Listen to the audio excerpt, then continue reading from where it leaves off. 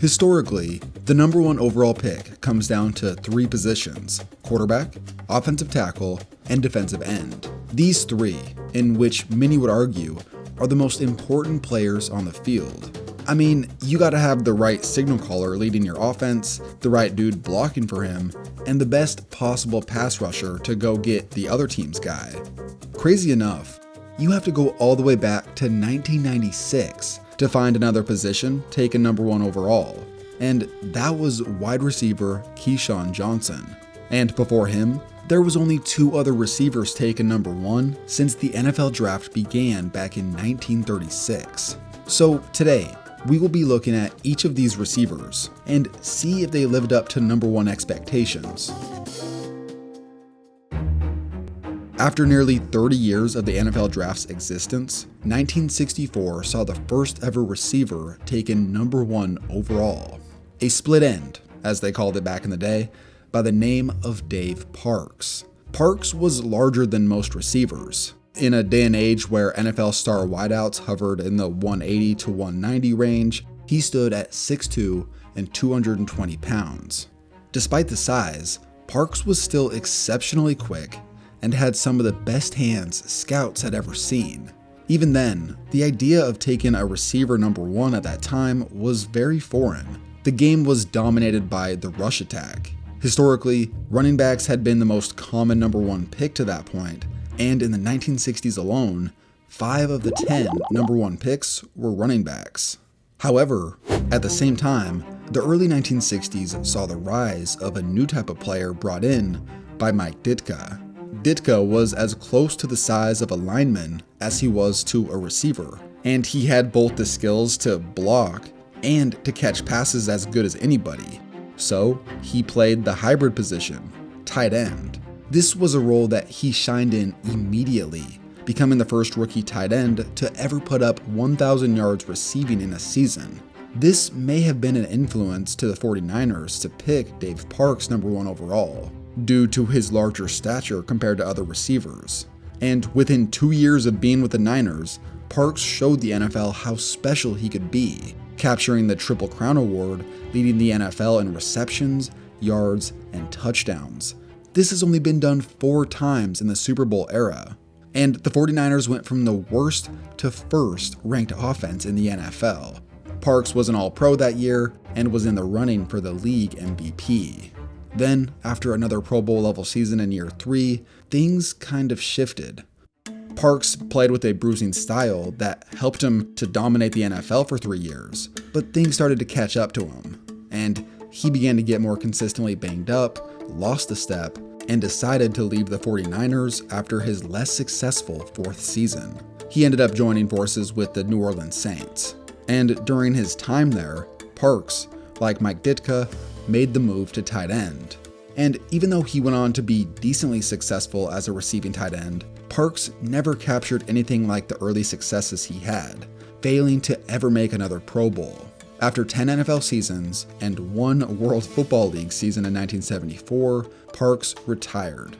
Now, before we continue on to the second receiver, this video is brought to you by SeatGeek. SeatGeek is a company that I've been working with for a long time, and they gather tickets from all across the web and put them into one area, making buying simple. They have everything from football, baseball, basketball, concerts, festivals, or more. And with so many amazing concerts and festivals happening right now, you're not going to want to miss out. I'm talking The Weeknd, Justin Bieber, Tyler the Creator, John Mayer, Bad Bunny, and so much more. SeatGeek rates every ticket from 0 to 10 to make sure that you're getting a good deal, with green meaning good and red meaning bad. And for first-time buyers, use code KTO at checkout for $20 off your first purchase. Make sure to click the link in the description to download the app. After Dave Parks went number one overall, a total of 20 years would pass before we saw another.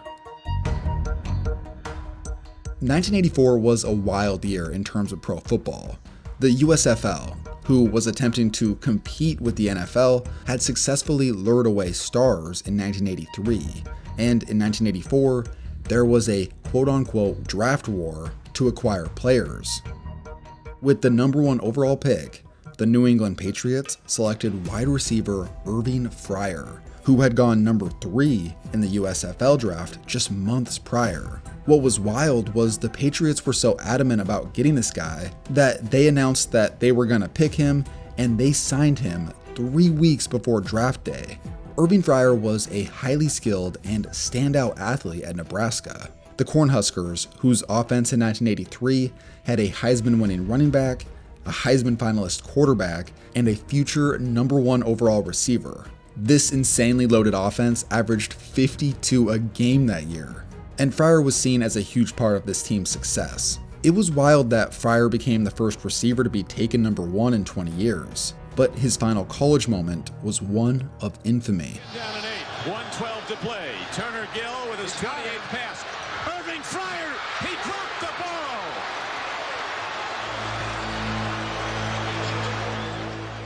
With less than 2 minutes left in the national championship, Fryar dropped a pass so wide open that some, to this day, believe that he dropped it on purpose. Although that moment didn't quite have an effect on the final outcome because Nebraska scored a play later and then failed to get a 2-point conversion that wasn't involved with Fryar, this shocking moment still looms among Husker fans. With his transition to the NFL, Irving Fryar was virtually a no-show as a rookie, but year 2 was more of what the Patriots expected he would be, as he improved as a pass catcher and made a Pro Bowl as a punt returner. Over the course of the following years, Fryar wasn't bad by any means, he just wasn't spectacular, failing to reach a 1,000-yard season from 1984 through 1990. His best season with the Patriots came in 1991, when he finally cracked that 1K barrier, but the Patriots had fallen from a Super Bowl appearance years prior to the worst team in the NFL.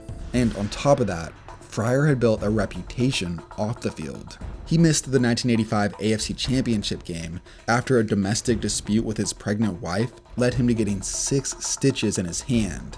Then, in 1986, after getting injured against the Bills, instead of watching the game from the sidelines, Fryar, without permission, left the stadium, and while driving his car listening to the game, he crashed into a tree and suffered a concussion. In 1988, he was arrested on weapons charges after a state trooper found a loaded shotgun, handgun, and a hunting knife in his car.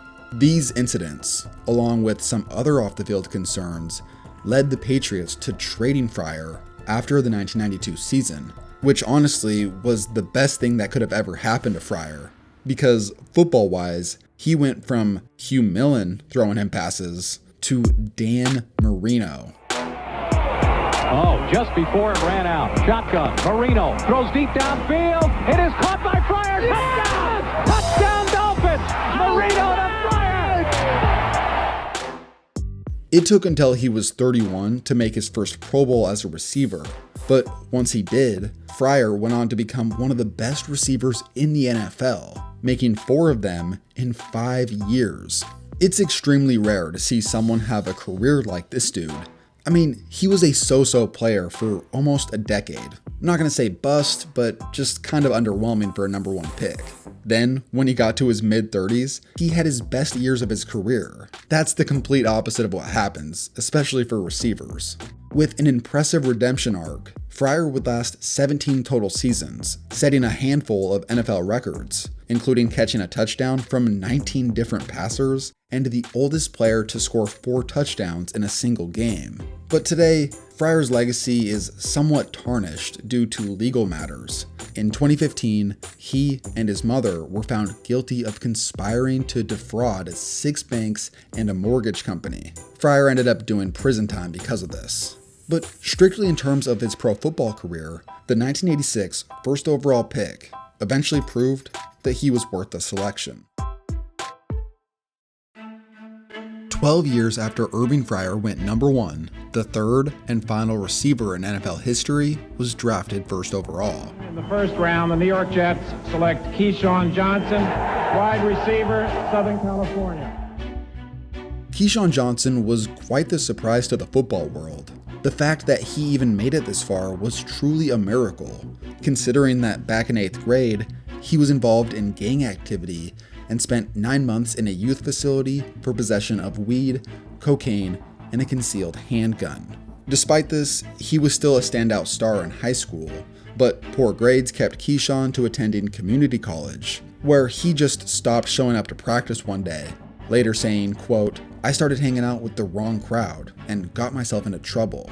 Eventually, he got his head on straight, resumed community college ball, and was so impressive that he earned a scholarship to USC. From there, Keyshawn Johnson went on to become a two-time All-American and one of the biggest stories in college football. In the 1996 NFL Draft, the lowly Jets needed offensive firepower. We educate first-year players on how to deal with us, with the media. It's kind of like our own rookie camp. All right, you guys have money, but you don't have attitude. You're too nice. It's pathetic. You're the man. Say it. You're the man. I'm the man. I'm the man. Come on, it's gotta be like, I'm the man. I'm the man! Always refer to yourself in the third person. Keyshawn did. Kobe did. Just cuss, man. Just cuss like a sailor. That's in now. They can bleep it out later. You gotta say that's a call. We're making a difference, and you can see it every day. Throughout his pro career, Keyshawn was very vocal about how much he wanted the ball. So much so that he wrote an autobiography shortly after his rookie season titled, "Just Give Me the Damn Ball."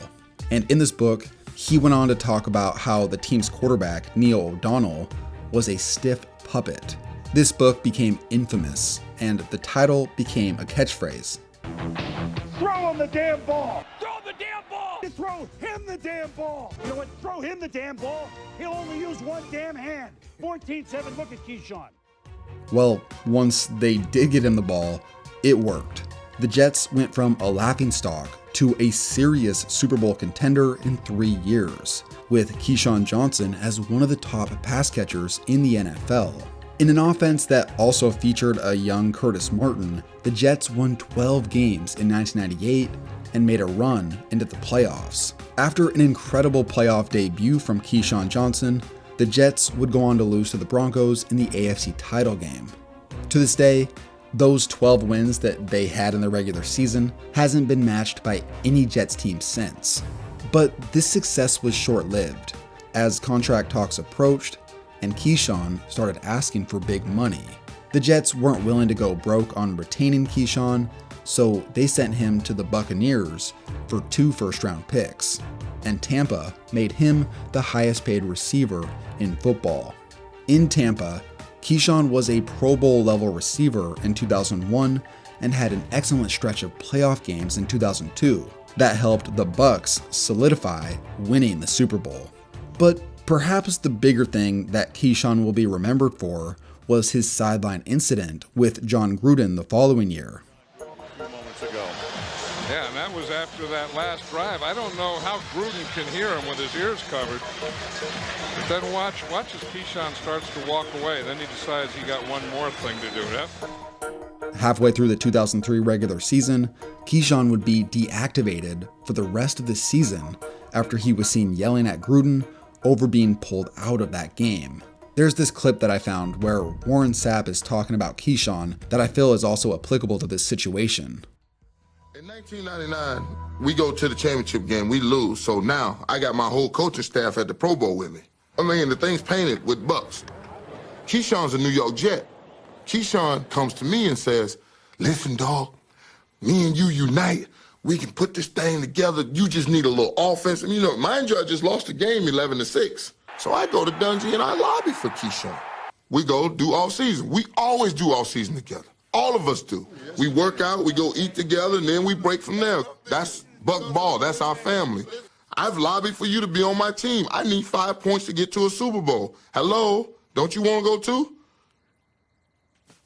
He's a no-show. He never was one of us. He just wanted the contract and the notoriety, but he didn't want the work. It's a difference between mandatory and voluntary mandatory. I'll take my chances on the voluntary mandatory stuff. I'm not saying that he couldn't play the game, because he was a good player. But was he one of those rare air special guys? No. The two sides, Keyshawn versus the Bucs organization, had no interest in working with one another anymore. And after that sideline blow-up, he just didn't play for the rest of that year, being deactivated for the rest of the season. Sounds kind of familiar. It's pretty crazy too, because the Bucs had just won the Super Bowl the year before, in both situations. Anyway, wildly enough, at the age of 31, Keyshawn was traded again. This time, the Cowboys were on the receiving end. And all that they got out of him was 2 decent, not great seasons before parting ways with him to make room for Terrell Owens. Keyshawn would go on to play 1 more year in the NFL before calling it quits, putting his career totals to 11 seasons, making 3 Pro Bowls, and winning a ring. Looking at his career numbers, he's currently top 50 all time in receiving yards, and will go down as one of the most popular receivers during the 2000s. This is pretty amazing considering what Warren Sapp said about him. It really just goes to show how talented Keyshawn really was as a football player. So, it's been over 25 years since a receiver went number 1 overall. It may happen again someday, but even when there's an extremely talented prospect, they are often passed on because of another bigger need. Take for example, 2007. The Raiders possessed the number 1 pick and desperately needed to get better weapons on their offense. They went with quarterback Jamarcus Russell, who quickly proved to be a massive bust. And just 1 pick after Russell was perhaps the most talented wide receiver in the history of the NFL.